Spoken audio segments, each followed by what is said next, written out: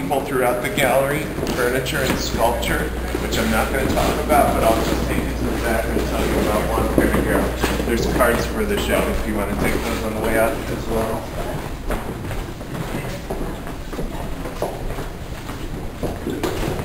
His name is Juan Perdigaro, and we thought that Mary Borgman and Juan Perdigaro shared a similarity in the scale that they work in, and also that they're working in monotone, which is black and white, and that's the basis of their work.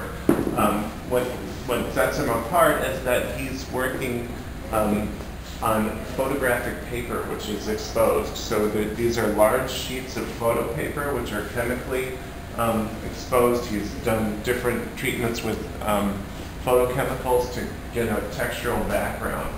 Then on the surface, they're drawn using an etching needle. So he's playing with the idea of photography and photographing animals in movement, but drawing with an etching needle and etching ink, and then kind of filling out the volume of the animal by smearing the etching ink with linseed oil or I think sunflower oil, and that kind of gives the animal the volume. He focuses always on dogs and this kind of majestic, animalistic subject in his work. And some of them are very, sweet. You can see the personality of the dog. Others are more aggressive. I have two dogs, and a lot of people look at this portrait on the back wall and they're just terrified because of the dog teeth. But anybody who's familiar with dogs, they have teeth. I mean, they're animals and they have big canines, and they don't use them, unless they're bad dogs. But even my little dogs show their teeth, and that's how they play, and it's how they do it. And I think he does a great job of capturing the personalities of the animals, and they have a very contemporary kind of a feel. They're very powerful because of their scale, and I think you can see his love of the animals in these pieces. And it's also a very unique material that he's working in. He's currently living in the United States. He's doing a residency in upstate New York at SUNY, Syracuse University. And before that, he was living in Chicago for a short time. And we saw his work at Three Walls Gallery here in the city, which is a not-for-profit space, and we decided to pick him up at that time. And we've had a great kind of response from our audience to the work. And hopefully we'll continue working with them, because I really like them very much. But other than that, feel free to look around the gallery and ask us any questions. That's Ann and Layla at the front, and I'm Victor, and welcome. Enjoy your tour today. Okay. Did you have any questions about these artists or anything else that we saw? Why do you display them frames? They're very large and very difficult to frame because of that size. As you can see that the one is framed, which we did, but to frame all of them would be a huge expense. And because he's a relatively new artist, we're kind of experimenting with different ways of displaying. He actually has shown them, or when he showed them at Three Walls, they were affixed with an adhesive just to the wall. That's actually not very safe, because the adhesive can come off and the paper rips, and then you've got a lost piece of art. We've done this with magnets, just as a way to put them on the wall.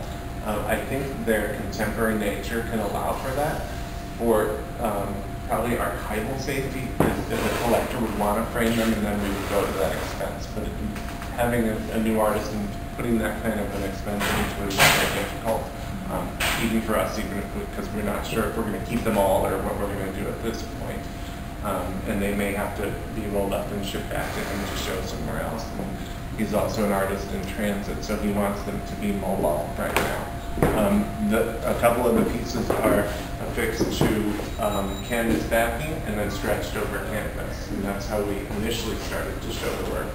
And it was a really similar way to this way we started to show Mary Borgman's work in the front. When she first came to the gallery, we put those Mylar sheets directly on the wall, and terrifying, because if something tears on there, it's a new material and it's unrepairable. So over years and years, we basically figured out the way to present her work best, but she also has built up her career, and now we know that we will sell everything that she makes.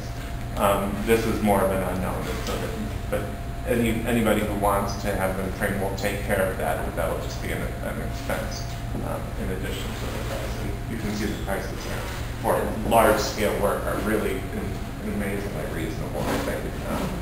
It's up to you guys how you display. It's a discussion with the artist and us, and you know, our artists are responsible for giving us framed, ready to sell work. If they cannot because of cost or whatever, we handle that and deal with that as part of our relationship. And so we're working with him on different ways of displaying them. And he likes this kind of raw, very contemporary way of showing the work. And so this was our solution for now. Yeah, it's a very innovative thing. I think our assistants came up with the idea later on, and it works for these pieces. For now. Yes. That's great. Thank you. Probably about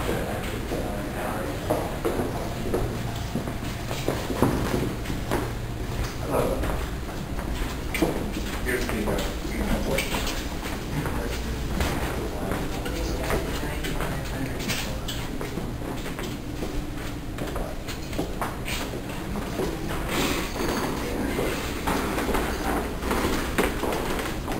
Nice guy.